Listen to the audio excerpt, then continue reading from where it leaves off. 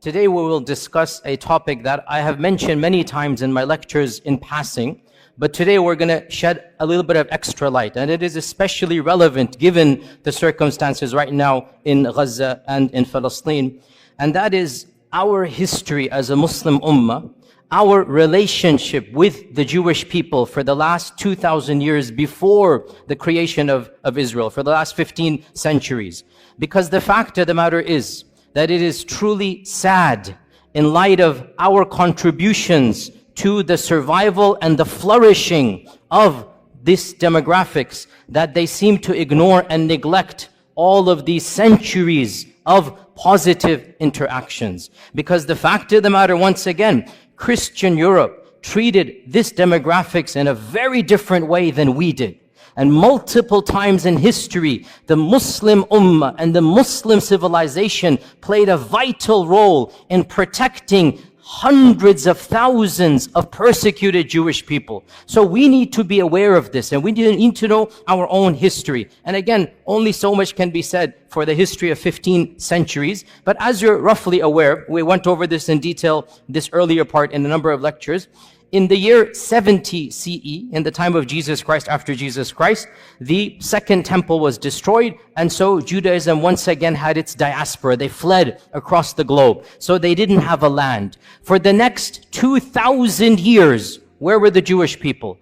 Under Christian and then Muslim rule. For 1,500 years before 1947, 1,400 years before 1947, where were the Jewish people? Either in Christian lands or in Muslim lands. Okay, what is the difference between how the Jewish people were treated in Christian lands versus how they were treated in Muslim lands? This is the summary we're going to be discussing today. And of course, the goal is to pique your curiosity. The goal is to start you on the journey. Obviously, in 15, 20 minutes, only so much we can do.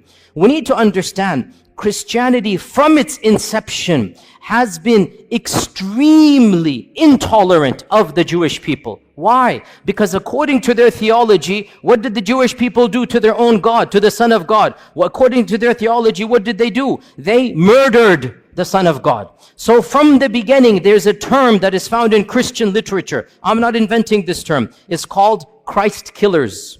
This is what they called the Jewish people, Christ killers. And that is why, generally speaking, in ancient Christianity, medieval Christianity, Jewish people were not treated as equal citizens. They didn't have the right to own property in most of European history. They were forced to live in special areas. The ancient term for this in Venice, the Venetian term, is still used in English. Guess what that term is? Ghetto. That term, ghetto, where does it come from? Now we use ghetto to mean what? A very poor, very impoverished part of the city. Well, it was called ghetto for the first time in Venice in the 1200s from a Venetian term to mean low class. It's literally a term that was used for Jewish people. The term ghetto in English comes from them having to live in a separate place of the city. Jewish people in Europe were prohibited from any noble profession. They had to take ignoble tasks. They were prohibited from owning land. They were prohibited from rising up in the ranks of nobility. In fact, the one job that they were not prohibited to do, and that's why they started to do this more and more, was the job that was prohibited by the church, and that is lending of money. The church said you cannot lend money on interest. And Christians, if they do so, they're going to go to hell, they're going to be damned. This is Christian law, by the way. Jewish people were exempt because they're not Christian. And they couldn't work in so many other areas. This is not anti-Semitic, I'm teaching you history. This is a fact. Jewish people then took on, by and large, in Europe, the profession of money lending, charging interest.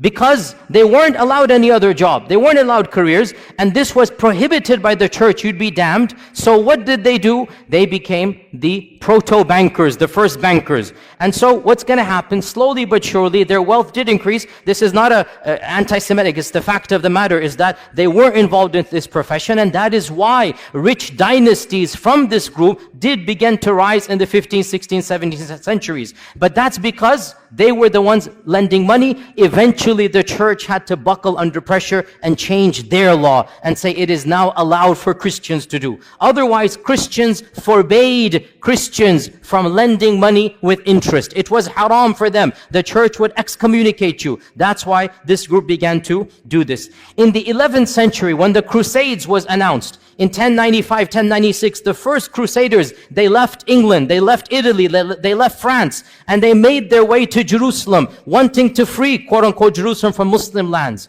Do you know what happened before they reached Jerusalem? They started massacring Jewish people. Where? In Europe. Why? What has that got to do with Jerusalem? They began to reason, if we're going to go to Jerusalem where Jesus walked, we should avenge his death before we get there.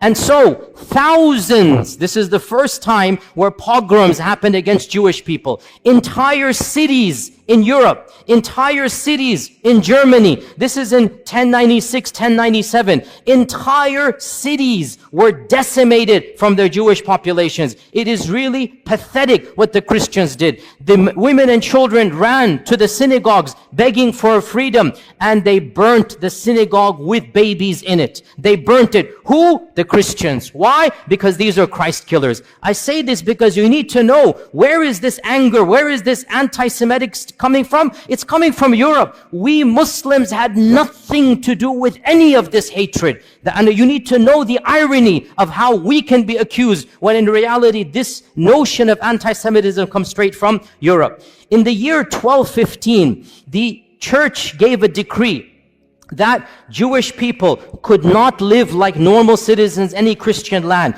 They had to wear a different clothing. They had to live in different places of the city. They had to have specific professions.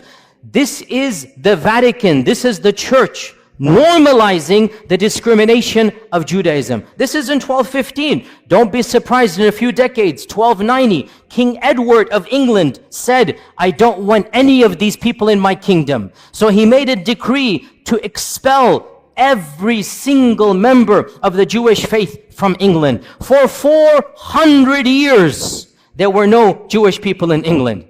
400 years. Why? Anti-Semitism. The king said, none of these people are going to be here. And Shakespeare writes his plays during this time. But the stereotype, the negative, evil stereotype remains in the psyche of Europe. Go read Shakespeare's plays. Go read how he writes about Shylock the Jew. This is Shakespeare, not me. Shakespeare is an anti-Semite in every sense of the term. The stereotypes, the negativity, and ironically, he's never interacted with the Jewish person because there are no Jews in England when Shakespeare's writing because of the decree. Only in 1680 or something, the king relents and allows them back in. And that is why, by the way, to this day in England, the Jewish population is very small compared to other places in Europe because for 4 centuries, they were banned. And one of the worst manifestations of anti-Semitism took place in Andalusia, but not under us. When Ferdinand and Isabella Reconquista, when they conquered Granada, the Muslim land, when they conquered Granada, the first decree, less than 1 week or 1 month after they took power, 1492, they made the decree. It's called the Decree of Al-Hamra because it was in the Hamra Palace. There shall be no Jewish people living in Andalusia.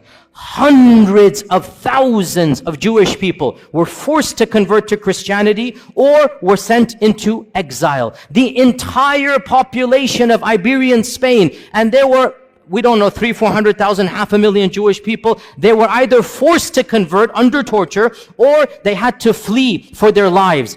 And this is one of the worst manifestations. Now you get to Hitler in the 1930s and 1940s, which is of course the worst anti-Semitic outburst in all of human history. And this needs to be said bluntly. Hitler did not come in a vacuum. Hitler is tapping into mainstream Christian notions of anti-Semitism. The term anti-Semite, the birth of anti-Semite, the notions of anti-Semite, it has nothing to do with Arabs and Muslims. It is European and Christian through and through, 100%. Even the term is invented by the Christians and used by the Christians. This is just a summary of Christian lands. Let's move on to Muslim lands. Subhanallah, wherever Muslims went and there were Jewish people, the Jewish people faced a type of flourishing. They were given a type of protection they could never find in Christian lands. And when Muslims conquered what is currently Iraq, what is currently Iran,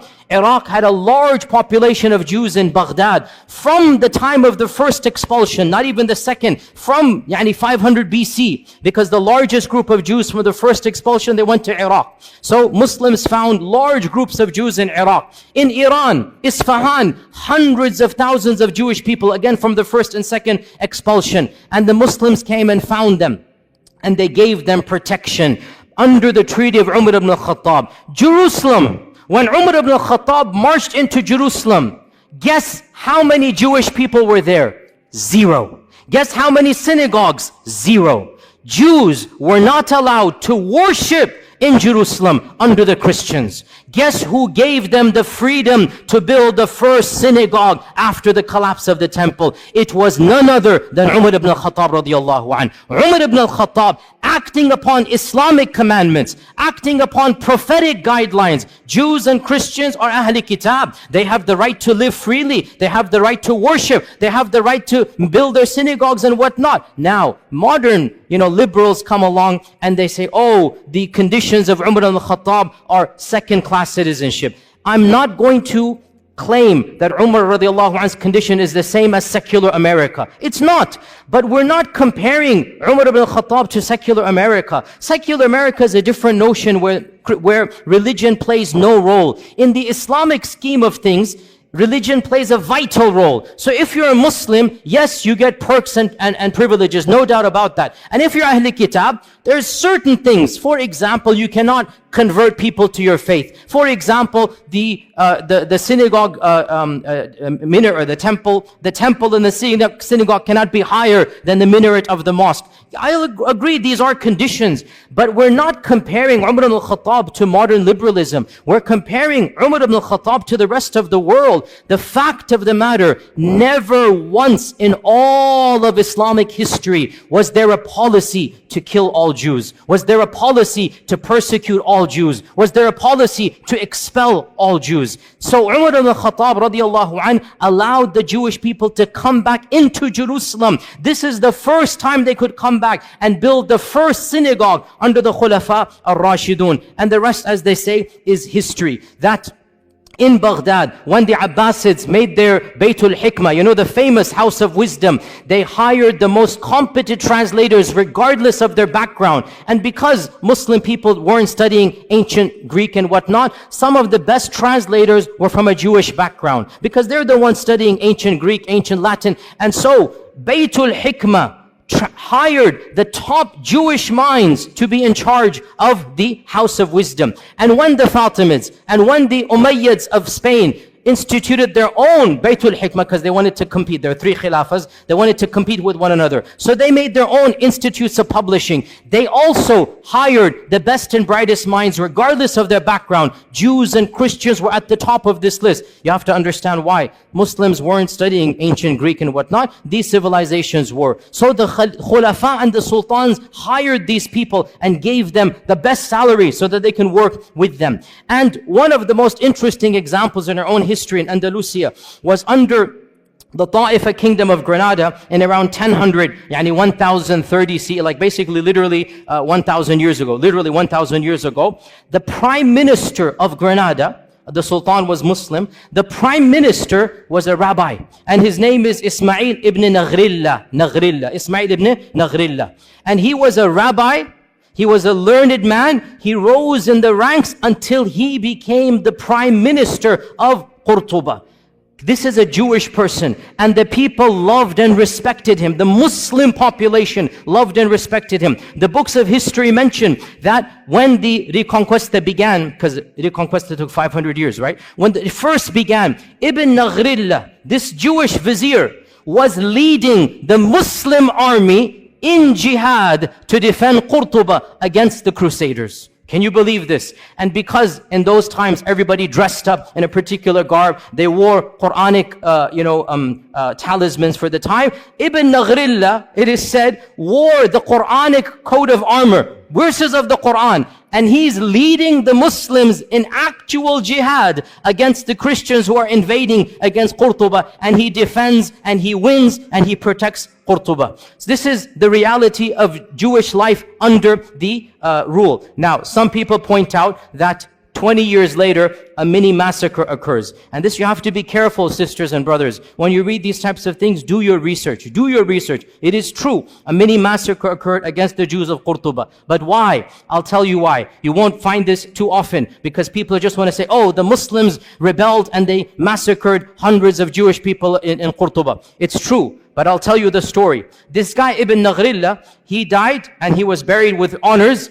His son, 21 years old, was given the next viziership as an honor that your father was the vizier, you become the vizier. His son is Yusuf ibn Naghrillah. Yusuf turned out to be a traitor.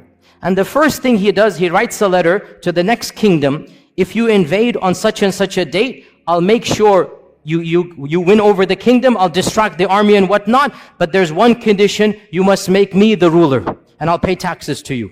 Okay? So this guy, Yusuf, he attempted a coup d'etat.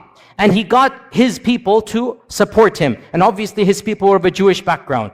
The letter was uncovered. The Muslims went wild. Mobs attacked the palace and literally shredded Ibn Naghrillah, Yusuf, the son of the famous one. They literally shredded him and tortured him to death. And then they turned on his core, killed them, and then it is true, sad, the mobs turned on the Jewish quarter because they thought this was a Jewish revolt against the city. And innocent people lost their lives. But the point is, no sultan gave the command, no government instituted this, and the reason why it happened was not because they were Jewish. It's because the notion came that the entire community is treacherous to us. That's why this happened. Then things went back to normal and Jewish communities began to flourish. Within 150 years, the greatest Jewish mind in all of Jewish history was born and raised and studied in Qurtuba.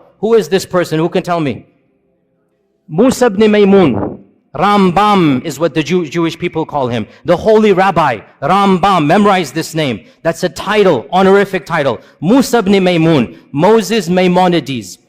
In the entire history of Judaism, there is no theologian that is more respected and venerated than Rambam.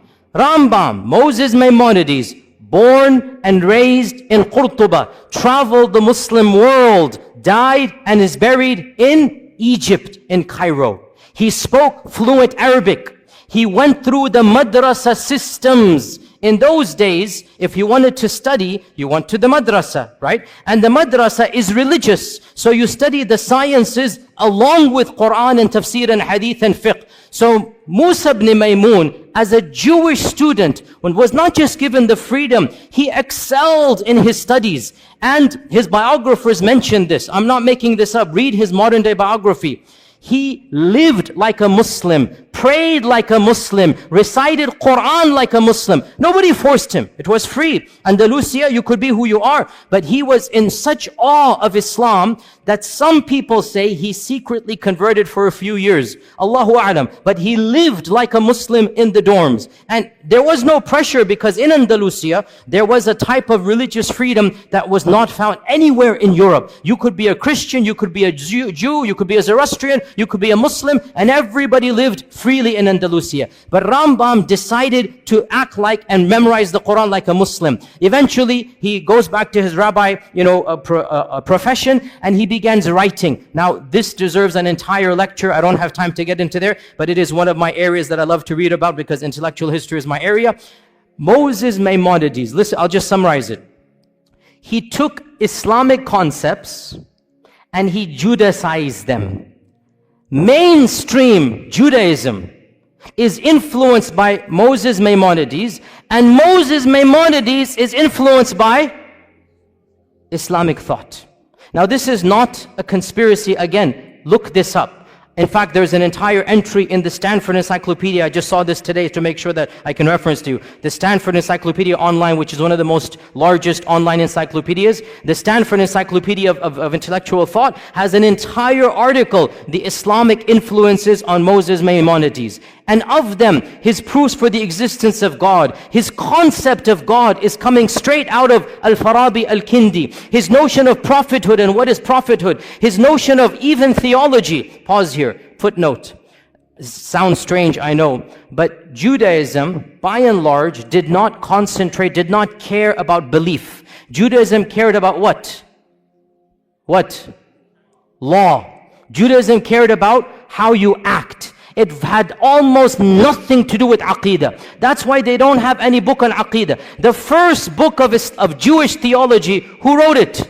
Rambam. The first book. And you read this book, and you are reading Al-Farabi, Al-Kindi. You are reading Islamic Mu'tazili thought. His conception of God, of the attributes, of Qadar, his conception of prophethood, it is coming straight out of his madrasa training.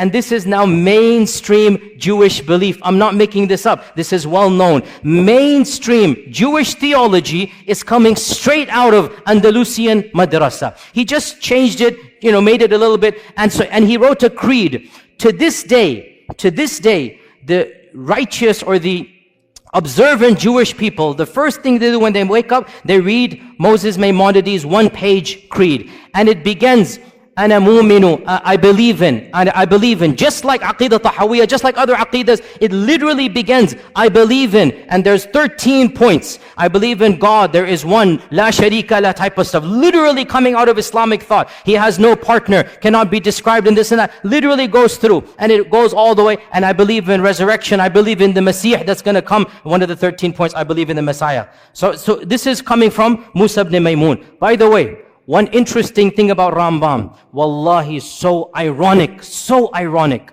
He became the best physician of his time because he mastered Ibn Sina. So he read Ibn Sina, he mastered Ibn Sina. Now he's the best physician. He works his way up. Guess who he becomes the personal doctor to? None other than Salah ad-Din al-Ayyubi.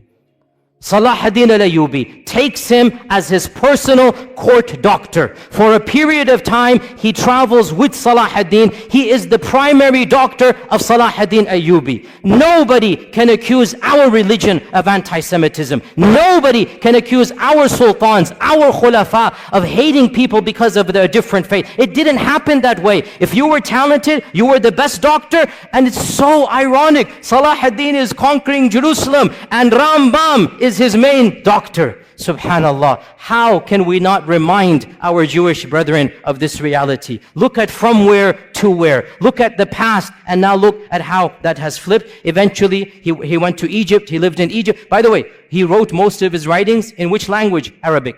The chief rabbi of Judaism is writing his books in Arabic. This is well known. You can see them and look at them online. And he has a book called The Guide of the Perplexed.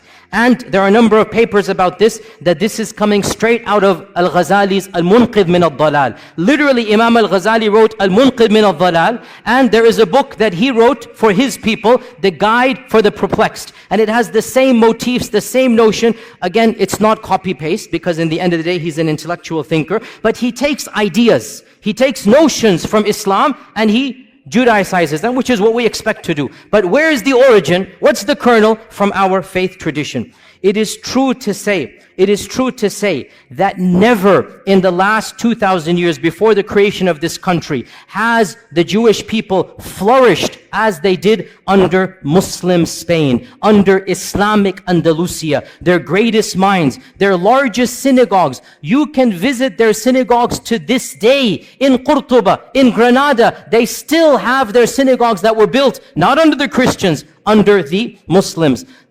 Now in 1492, Ferdinand Isabella come, the first decree all Jewish people will leave or convert or die, be killed. Where did these 500,000 Jewish people go? The Sultan Muhammad II gave a decree. Anybody who flees from Andalusia shall be welcomed in our lands anywhere you are. And he said, any vizier, any governor, any businessman who impedes their settling, who stops them to settle in any city, shall be punished by the Sultan himself. Sultan Mehmed II welcomed hundreds of thousands of Jewish people in 1492 with open arms. He literally saved them from execution or forced conversion. And he was angry at Ferdinand and Isabella, and he goes, this is not a good policy. But he thanked them. He goes, but you are giving us your good minds, your good workers. Don't worry, we will take them. Because of this, sisters and brothers, where did they go? They ended up in Morocco, in Tunisia. They ended up in Egypt. Hundreds of thousands of large Jewish communities were living in the Middle East, in Yemen. They were living there because Ferdinand and Isabella expelled the Jewish people. Muslims welcomed them and they said, Tafaddal, come and live here. And they lived here up until 1947. And by the way, before we even get to 1947, let's not forget another chapter in Muslim Jewish history. And this one, I was honestly surprised when I found out. Under Nazi rule, when you're all aware what Hitler did, he made a policy, all the people of that background shall be exterminated. The most inhumane, barbaric policy in the entire history against the Jewish people was Hitler. He literally exterminated them by, gas chambers and whatnot. Guess who intervened where possible? In multiple countries, Muslims, sometimes at risk to their own lives, stood up and protected Jewish people. And wallahi, brothers and sisters, I say to you honestly, I have visited Auschwitz and Dachau. I have studied this chapter in history. Wallahi, I swear to you, if I were alive at that point in time, I would hope to Allah that I have the courage and bravery to stand up against the tyranny of Hitler and to protect innocent women and children. The way they were brutalized, the way they were rounded up and just killed for no reason. Innocent babies, we saw thousands of toys and thousands of shoes of children literally just piled up there, killed for no reason. I would hope I would have that courage as well. And I was so happy to hear so many people stood up. The Sultan of Morocco, interestingly, Morocco was under the French rule, and so technically it was not independent. Yet when the French said, give us your Jewish people, Sultan Muhammad V said, no way. These people are our brethren. They have lived with us for centuries. They shall not be handed over. So Sultan Muhammad refused to obey the Nazi policies under the French rule of the Nazis. Tunisia as well refused. The Ottomans refused. In Bosnia, the Muslims refused. And perhaps the most brave act of courage, because it wasn't a government, it was brave.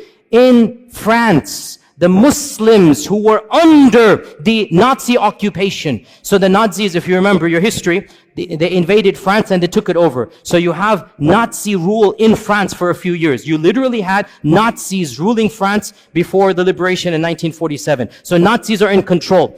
Muslims were allowed to live as second-class citizens. The Imam of the Masjid, Bul Qadir, the Imam of the Masjid, the Grand Mosque of Paris, I visited it. It's a very beautiful masjid built in the 1930s. It's still standing to this day. It's a beautiful, iconic masjid in Europe. The Imam of the Masjid gave a secret talk to the Muslims, and he encouraged the Muslims, if you know any Jewish friends of yours, bring them in. We will protect them in our mosque. The basement of the masjid became a home for the Jews under Nazi rule in France. And this was engineered by the Imam, the Sheikh. And some people didn't have space. He forged Islamic documents and told them to dress like Muslims. And it is said he saved over 1,000 people by this policy. 1,000 Jewish people in France were saved by the Muslim community who literally banded together. They didn't tell any secrets. There were families in the basement of the masjid, and those that didn't have space, the Imam personally forged IDs that these are Muslims. Because in the end of the day, what do the Nazis know? They look different, they talk different, they dress different. Khalas, they pretend to be Muslims. Muslims. This is what you call Islamic rule. This is what is akhlaq of the Muslim. When this tyrant comes, you're not going to allow him to do this. You will protect them. And so it is truly sad that all of this history has been completely forgotten. What happened? Obviously you're aware, in 1947, it is estimated there were around less than 1 million Jewish people living in Arab and Muslim lands. Less than 1 million, maybe 900,000. That's a huge number, by the way, especially after World War II. After World War II, you had more Jewish people across the Middle East and Arab lands than anywhere in Europe, right? So almost 1 million living in Yemen, in Cairo, in Iran, in Morocco. These are all people of Jewish background. What happens in 1947? The country of Israel is formed, and they make a call, a plea, that if you come here, you will be given perks and land. If you come here, you will be given a better economic status. And so majority of them migrated. Why did they migrate? Put yourself in their shoes. It's their land from their perspective, obviously. They're getting their own people. They're getting a citizenship. They're getting land. They feel it's going to be safer for them. Some of them believe in Zionism. And yes, I'm not going to deny, because of the atrocities in 1947 and the massacres against Arabs, it is true, in a number of Muslim lands, for the first time in history, these types of sentiments that we now are familiar with began to develop against the Jewish population. I'm not going to deny this. But why did it happen? Because of politics of Israel. Not because they were Jews, because Israel massacred thousands, hundreds of thousands of Muslims, expelled hundreds of thousands of Arabs. Well then, there's going to be a feeling of sentiment. Why are you guys doing here? Go where you belong and whatnot. So all of this put together in the next 5 to 10 years, from 900,000 Jews in Arab and Muslim lands, currently it is estimated there are less than 15,000 across all lands. 200 here, 500 here. All of them have come to Israel. But one final point, and with this we conclude. Subhanallah. This is something you need to know, O Muslims. This division of living under Muslim, living under Christian, it had and has and continues to have a profound impact on the demographics of the country of Israel. Judaism is divided into multiple groups. The three most important groups: number 1, Ashkenazi; number 2, Sephardim; number 3, Mizrahi. These three divisions go back to whether they were living under Europe or under Muslim rule. And the most Europeanized Jewish people are the Ashkenazis. These are the ones, they never lived under Muslim lands. These are the ones, they have a different cultural background. They're more European. Generally, they're more secular. Generally, they're the ones in charge. Generally, they're socioeconomically privileged. And they're the governments ever since the founding of Israel. Sephardim are those Jewish people that were kicked out of Andalusia. And Mizrahi are the Jewish people who lived in Arab lands, Yemen, Iran, other places for many millennia. They are the smallest. Generally, Sephardim and Mizrahi are more pious. They're more orthodox. They're more religious. They're more believing in God. And a lot of you don't know this. In Israel, they are treated like second-class citizens. In Israel, because they can tell by your looks, they can tell by your name, they can tell by your culture. The Ashkenazis, who have a white skin color, are the superior class. And of course, there's even a lower category, the Falasha, which are coming from Ethiopia, and you should see how they are treated in Israel. They are the lowest of the low. But above them are the Mizrahis, and above them are the Sephardim. Sephardim and Mizrahis, they are ghettoized in Israel.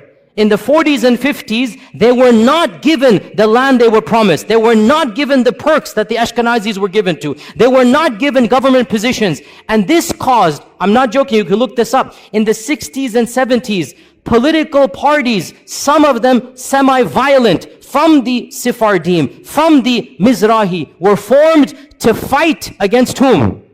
Against whom? The Arabs? No, Ashkenazis. To fight for their rights. And these days there is a massive party in in Israel called the Shas Party, S-H-A-A-S, the Shas Party. It is the fourth or the fifth largest party. It is a party that was founded to protect the rights of the Arab Jews, i.e. the Sephardim and the Mizrahi Jews, so that they have equal rights as the Ashkenazis. You have to realize racism is rampant in that group of people, even amongst their own. Any Jewish person who lived in Muslim lands, who spoke Arabic, who comes from an Arabic culture, is not treated with the same respect as the Europeans. And this is well known, open secret. Go look it up. Go do your research in this regard. So this is one point. And then I want to conclude on this point, sisters and brothers, and that is that we are not mentioning this. Wallahi, we are not mentioning this to remind them of a debt they owe us. No. We did this because Allah told us to do it, not because of them. We did this because our Prophet ﷺ taught us this is how we treat minorities. We would do it all over again. But we just want to show the world this is Islamic law. This is Islamic Sharia. The freedoms that they had, the intellectual, curiosities, the books that they produced, they couldn't produce a fraction of them in Europe in medieval times. And that is what we give to the world. It is truly sad. And we don't say this as a debt or a favor. We're just pointing out the facts. It is truly sad that the same descendants of those whom we saved, those who were given refuge with us, they have flipped the script and they are doing what Hitler did to them, they are doing to the very people who protected them. And we just say this as a historical fact and record. Otherwise, we complain to Allah and Allah alone. These are facts we should all know, and we are proud as Muslims of our history, and we're proud of our Sharia, and there's nothing to be ashamed of. Alhamdulillah, thumma alhamdulillah, and inshallah we'll continue in the same vein. Jazakumullah khair. Assalamu alaikum wa rahmatullahi wa barakatuh.